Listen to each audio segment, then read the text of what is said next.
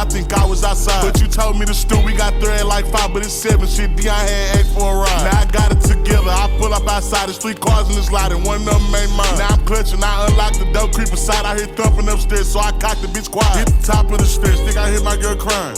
Now I'm thinking shit, I kick the door and kill everything in it except for what's mine. I don't know, but now I'm at the door and she screaming, go deeper, he tell her be quiet.